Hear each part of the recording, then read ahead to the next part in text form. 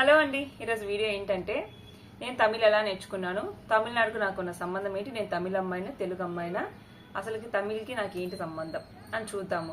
So జనరల్గా మనకు భాష ఎలా వస్తుందంటే, మీరు చూడండి, ఒక భాషని మనం ఎలా నేర్చుకుంటామంటే, పుట్టిన పిల్లవాడు ఉంటాడు, మాటలు రాని పిల్లవాడు, వాడు మన ఆంధ్రప్రదేశ్లో తెలుగు వాళ్ళ మధ్య పుట్టిన వాడిని మాటలు రాకముందే తీసుకెళ్ళి ఒక ఫారిన్ కంట్రీలో పెంచామనుకోండి, అంటే సరౌండింగ్ మొత్తం ఫారిన్ పీపుల్ ఉంటారు, ఇంగ్లీష్ మాట్లాడతారు, కాబట్టి వాడు ఏదైతే విన్నాడో అదే మాట్లాడతాడు. ఇప్పుడు అందరూ ఇంగ్లీషే మాట్లాడతారు, ఆటోమేటిక్గా వాడికి ఇంగ్లీష్ వస్తుంది, ఏది వింటాడో అదే మాట్లాడతారు. లేదు ఒక ఫారెన్లో పుట్టిన ఒక చిన్న బాబుని తీసుకొచ్చి మనం ఇండియాలో మన తెలుగు వాళ్ళ మధ్య పెంచుకుంటే వాడు తెలుగు వింటారు కాబట్టి తెలుగే వస్తుంది. అంటే భాష అనేది పరిసర ప్రాంతాలని బట్టి వస్తుంది. పిల్లవాడు వాడు ఎదిగే క్రమంలో నేర్చుకునేటప్పుడు వాడు ఏది వింటాడో అదే మాట్లాడతారు. ఇప్పుడు మనమైనా సరే ఒక చదువు పరంగా వృత్తిపరంగా వేరే భాష ఉన్న ప్లేస్కి వెళ్ళామనుకోండి, ఇప్పుడు మనం కన్నడ మాట్లాడే బెంగళూరుకి వెళ్ళాము, ఆటోమేటిక్గా సరౌండింగ్ పీపుల్ మేబీ కన్నడ మాట్లాడారనుకో ఎంతో కొంతైనా మనకు వస్తుంది. ఈ ఏజ్లో అయినా సరే తమిళనాడుకి వెళ్తే తమిళ్ వస్తుంది, అక్కడికి వెళ్తే లేదా నార్త్ వెళ్తే హిందీ వస్తుంది, ఎంతో కొంత ఖచ్చితంగా వస్తుంది. ఎందుకంటే సరౌండింగ్ పీపుల్ ఏదైతే మాట్లాడతారో అది మనం నేర్చుకోవడం అనేది ఆటోమేటిక్గా జరిగే ప్రాసెస్ అనమాట. సరే, నాకు తమిళ్ ఎలా వచ్చింది అంటే, తమిళనాడుకి నాకు ఎటువంటి సంబంధం లేదు. మనమేమో తమిళ అమ్మాయి కాదు, అచ్చమైన తెలుగు అమ్మాయిని, తెలుగమ్మాయి అని తెలుగు అమ్మాయిని. అండ్ ఇంకోటి వచ్చేసి మనకి తమిళనాడు నేను ఎప్పుడు వెళ్ళానంటే 2020 సంవత్సరంలో శ్రీ రాఘవేంద్ర స్వామి టెంపుల్, ఆ స్వామి ఇలా పడుకొని ఉంటారు కదా, శ్రీ రాఘవేంద్ర స్వామి టెంపుల్ తిరువల్లూరు అనుకుంటా. ఫస్ట్ టైం నేను తమిళనాడుని విజిట్ చేసింది 2020లో, ఐ థింక్ నవంబర్లో అనుకుంటా. శ్రీ రాఘవేంద్ర స్వామి టెంపుల్కి వెళ్ళాము. అండ్ తర్వాత తమిళనాడు నేను వెళ్ళింది ఎప్పుడు అంటే 2024లో అరుణాచలం వెళ్ళాము. 2024లో అంటే 2020లో ఒక్కసారి వెళ్ళా, 2024 ఇంకొకసారి వెళ్ళా అరుణాచలం, తిరువన్నామలై. సో తిరువల్లూరు, ఈ రెండు ప్లేసెస్ నేను తమిళనాడు చూసింది, అది కూడా టెంపుల్స్, ఆ పర్పస్ మీద వెళ్ళా. ఇంతవరకు ఇంకా మనం ఏం లేదు. అప్పుడు 2020లో కూడా అక్కడికి వెళ్ళినప్పుడు నేను తమిళ్ మాట్లాడుతున్నా, పూలమ్మే ఆమె దగ్గర తమిళ్లో మాట్లాడుతున్నాను, తిరువన్నామలై వెళ్ళినప్పుడు కూడా సిచ్యువేషన్ వచ్చినప్పుడు మాట్లాడుతున్నా. అసలు నాకు తమిళ్ ఎలా వచ్చు అంటే, ఇంట్లో ఉండే తమిళ్ నేర్చుకున్నా నేను. ఎలా అంటే, ఇప్పుడు నాకు చిన్నప్పుడు 10th క్లాస్ అలా చదివేటప్పుడు, అదే 9th 10th ఇంటర్ ఇలా చదివేటప్పుడు సాంగ్స్ పిచ్ ఎక్కువ. సాంగ్స్ అంటే ఎంత ఇష్టం అంటే, మ్యూజిక్ లవర్ని నేను. ఇప్పుడు 10th క్లాసు మనకి అంత టైట్గా ఉంటుంది, అంటే మార్నింగ్ టు ఈవినింగ్ దాకా స్కెడ్యూల్ ఉంటుంది, మధ్యలో బ్రేక్ ఇస్తారు 8:30 to 9:30 లేదా 8 to 9 అలా ఇస్తారు. ఇంటర్లో 10th కన్నా కూడా ఇంటర్లో కొంచెం ఉంటుంది. ఇంటర్లో ఏంటంటే రెగ్యులర్గా మార్నింగ్ క్లాసెస్ ఉంటాయి మాకు. అంటే ఇంటర్లో ఎలా అయిందంటే, కొంచెం మనకి వచ్చే సార్ వాళ్ళు మార్నింగ్ క్లాసెస్ తీసుకోవడం వల్ల రెగ్యులర్గా మార్నింగ్ 6 to 8 దాకా ఉంటుంది, 8 to 9 బ్రేక్ ఇస్తారు, ఇలా ఉంటుంది అనమాట. సో నేనేం చేస్తాను అంటే, ఇంటికి వస్తాను కదా 8కి, రాగానే ముందు అంటే ఉదయం స్నానం చేయకుండానే వెళ్తాము స్టడీకి, ఇంకా మార్నింగ్ వచ్చేస్తామా, ఈ స్నానం చేసి తినేలోపు సాంగ్స్ పెడతా, మా మ్యూజిక్, జెమినీ మ్యూజిక్ పెడతా. అప్పుడు ఏంటంటే నాకు అవారా సినిమా వచ్చింది. అవారా సినిమా వచ్చినప్పుడు నాకు కార్తీ సూర్య తమ్ముడు అని తెలిసింది. సో అసలు ఆ సినిమా నాకు బాగా నచ్చింది, తమన్నా అంటే ఇష్టము, ఆ సినిమా నచ్చింది. ఇంకా ఆ సాంగ్స్ తెగ వినేదాన్ని నేను, తెలుగులో జెమినీ మ్యూజిక్లో వేసేవాళ్ళు అనుకుంటా. అండ్ తర్వాత వచ్చేసి మా మ్యూజిక్, జెమినీ మ్యూజిక్ ప్లే అయ్యాయి.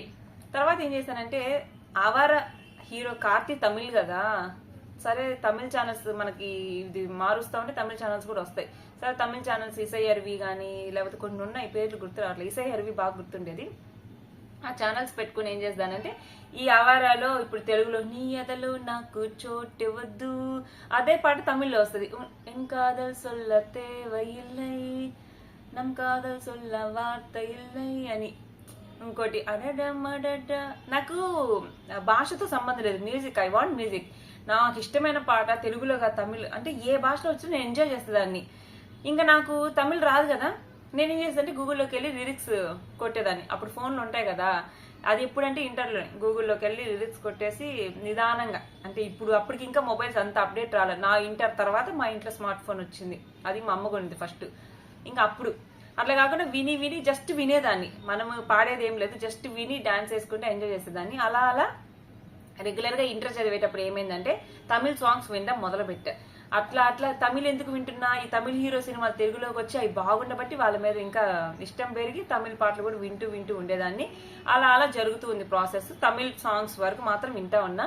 ఇంకా స్మార్ట్ ఫోన్ వచ్చాక ఏం చేశాను నేను, నా ఇంటర్ తర్వాత స్మార్ట్ ఫోన్ వచ్చింది. అప్పుడు తమన్నా అంటే బాగా ఇష్టం, కార్తీ అంటే ఇష్టం కదా. కార్తీ తమన్నా తమిళ్లో ఇంకో సినిమా, తెలుగులో విక్రమార్కుడు, తమిళ్లో సిర్తే, ఆ సినిమా ఒకటి ఉంది. అందులో సాంగ్స్ లిరిక్స్ కూడా నేను ఏం చేస్తాను, గూగుల్లో లిరిక్స్ అని కొడతా, తెలుగులో వస్తాయి కదా. చల్లం వాడ చల్లం వేరా ఎన్న వేణు నీదా ఎనకు వేణు. నాకు అసలు దాని అర్థం తెలియదు, ఏం తెలియదు, కానీ నాకు ఆ ట్యూన్లో పాడడం ఇష్టం. అక్కడ వస్తుంది అప్పుడు తమిళ ఛానల్లో సాంగ్స్ వస్తూ ఉంటే నేను ఇక్కడ లిరిక్స్ చూసి పాడడం నాకు ఇష్టం అనమాట. అక్కడ సాంగ్ వస్తుంది, నేను ఇక్కడ లిరిక్స్ చూసుకుంటూ పాడుకుంటా ఉండేదాన్ని. అలా అలా ఎంజాయ్ చేసేదాన్ని. సో అది ఎప్పటిదాకా వచ్చింది, 2016 దాకా వచ్చింది. 2016 దాకా కేవలం వాటి అర్థాలు తెలియవు, ఏం తెలియవు, జస్ట్ వినేదాన్ని, తమిళ పాటల వరకు వినేదాన్ని. సో అట్లా సాంగ్స్ అప్పుడప్పుడు వింటూ ఉండేదాన్ని. ఇంకా 2016లో బిచ్చగాడు సినిమా వచ్చింది. అప్పుడు మా నాన్న బిచ్చగాడు సినిమాకి తీసుకెళ్తారు అని అంటే, మమ్మల్ని బిచ్చగాడ అదే సినిమా, నేను రానన్నది థియేటర్కి. సరే అని ఫోన్లో వస్తే ఫోన్లో చూసాము. సినిమా ఏమన్నా ఉందా, విజయ్ యాంటోనీకి పిచ్చ ఫ్యాన్ అయిపోయి అప్పుడు నేను. ఇంకా మనం ఎవరిదైనా ఫ్యాన్ అయితే వాళ్ళ హిస్టరీ మొత్తం చూస్తాం. ఇంకా విజయ్ యాంటనీ తమిళ సినిమాలు ఏమన్నాయని గతంలో మొత్తం చూసే, అతను ఒక మ్యూజిక్ డైరెక్టర్ అని తెలిసింది. ఇంకా ఆయన సాంగ్స్ డాక్టర్ సలీం కానీ, లేకపోతే ఇదేంటిది తన ఫస్ట్ సినిమా ఇంకోటి ఉంది, పిడికెడు హృదయం మీద సాంగ్ ఉంటుంది, ఆ పేరు గుర్తు రావట్లా. సో నకిలీ. సో ఈ సినిమాలు అన్నీ చూసా, విజయ్ యాంటనీ గత సినిమాలు అన్నీ చూసా, మ్యూజిక్ విన్నాను. విజయ్ యాంటనీ మ్యూజిక్ డైరెక్టర్ గా మంచి మంచి సాంగ్స్ కూడా ఇచ్చాడు. ఇచ్చి కొడు నచ్చి కొడు. నేను టీచర్ గా చేసేదాన్ని అదే టైంలో. 2016లో నేను టీచింగ్ లో జాయిన్ అయిపోయాను. నా స్కూల్లో పిల్లలకి డాన్స్ నేర్పించాల్సి వచ్చేది. నేను తమిళ పాటలే పెట్టేదాన్ని. నా పిచ్చి నా స్టూడెంట్ కూడా ఎక్కి ఒకటే ఇచ్చి కొడు సాంగ్ ఏంటంటే వాళ్ళ అమ్మ, మేడం మీ పిచ్చి మా పిల్లోడికి కూడా ఎక్కింది మేడం, వాడు ఆ పాట వదలట్లేదు, ఫోన్ పట్టుకుని ఇచ్చి కొడు నచ్చి కొడు అని తెగ చూసేవాళ్ళు. మాక్సిమం నేను అప్పుడు హిందీ, ఈ తమిళ్ పిచ్చి పట్టక ముందు నాకు హిందీ పిచ్చి ఉంది. బజరంగి భాయిజాన్, లేకపోతే ఇట్లాంటి సినిమాలు, జబ్ తక్ హే జాను, అట్లా ఆ సినిమాలు చూసా. హిందీ అర్థమైంది కానీ మాట్లాడడానికి నాకు అంత రాదు. అంటే నాకు ఈ కర్తి ఎప్పుడు ఏం కర్త ఏంటి, కర్తి ఏంటి, చాహతి చాహతా తీతా ఈ ఎప్పుడు వాడాలి నాకు అర్థం కాదు. సో కొంచెం కన్ఫ్యూజ్ ఉంది. హిందీ మీద అంత ఇంట్రెస్ట్ లేదు. హిందీ మీద అంతకుముందు హిందీ పాటలు కూడా వినేదాన్ని. హిందీ నుండి ఇప్పుడు తమిళ్లోకి వచ్చేసాను. 2016 బిచ్చగాడు సినిమా దగ్గర నుండి తమిళ్లో విజయ్ యాంటనీ సినిమాలన్నీ చూశాను. నాకు దళపతి విజయ్ కూడా ఇష్టం. ఆయన కత్తి సినిమా కానీ, లేకపోతే సమంతతో ఉన్న తేరి ఇలాంటి సినిమాలన్నీ తమిళ్లో చూసి తమిళ సాంగ్స్ వాళ్ళే కూడా. ఇంకా అప్పుడు విజయ్ దళపతి సినిమాలు చూసా. విజయ్ యాంటనీ అయిపోయిందా, విజయ్ దళపతి సినిమాలు పాత కాదలకు మర్యాద ఇంకా చాలా ఉన్నాయి. ఆ పాత సినిమాలు అన్ని చూసి నేను ఒక పక్క టీచర్ జాబ్ గా వెళ్తున్నాను. మార్నింగ్ టు ఈవినింగ్ జాబ్ చేసి వచ్చి ఈవినింగ్ ఇంటికి వచ్చాక రిలాక్స్ గా రోజుకి ఒక మూవీ చూసేదాన్ని. అట్లా రెగ్యులర్ గా మూవీస్ చూస్తూ నాకు అర్థమైపోయేది. అంటే ఎక్కువ తమిళ మూవీస్ 2016 నుండి చూసేదాన్ని. అట్లా ఎప్పటిదాకా చూసా, మాక్సిమం 2020 దాకా. అంటే రోజు అని కాదు, కొంచెం రెగ్యులర్ గా చూసేదాన్ని. 2016 నుండి 2020 దాకా తమిళ పిచ్చి బాగా ఉంది నాకు.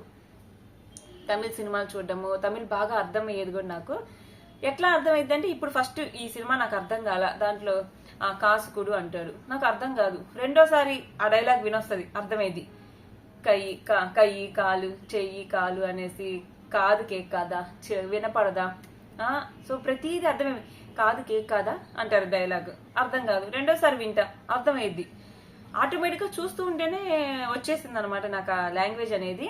సో 2020 దాకా తమిళ సినిమాలు చూసా. 2020 తర్వాత ఇంకా మాక్సిమం నేను ఇంకా చూడడం మానేసా. ఎందుకంటే మన లైఫ్ ఒక పెద్ద సినిమా అయిపోయింది. 70mm స్క్రీన్ మీద ప్లే అవుతుంది కాబట్టి ఇంకా అప్పటి నేనేం సినిమాలు చూడలా. చాలా రేర్, సంవత్సరానికి ఒక సినిమా. అది సీతారామమేనా అదొకటి. ఇంకా అట్లాంటివి ఏవైనా కొంచెం మంచి సినిమాలు అందరు బాగున్నాయి అంటుంటే సంవత్సరానికి 1-2 చూసేదాన్ని. అలా తమిళ్ నేర్చుకున్నా. By watching movies I learn Tamil. అలా, అంతేగాని మనం తమిళనాడులో పుట్టలేదు, తమిళనాడులో పెరగలేదు. తమిళనాడుని కూడా జస్ట్ 2 సార్లు టెంపుల్ పర్పస్ మీద విజిట్ చేశాము. సో నాకు తమిళ్ ఇలా ఇంట్లో కూర్చొని నేను తమిళ్ నేర్చుకోగలిగాను. So of course we can learn any language by listening. ఏ భాష అయినా వినడం ద్వారా నేర్చుకోగలం. కేవలం వినడం ద్వారా కాదు, విన్నది మాట్లాడడం ద్వారా కూడా ప్రాక్టీస్ ద్వారా వస్తుందన్నమాట. సో అట్లాగొచ్చింది.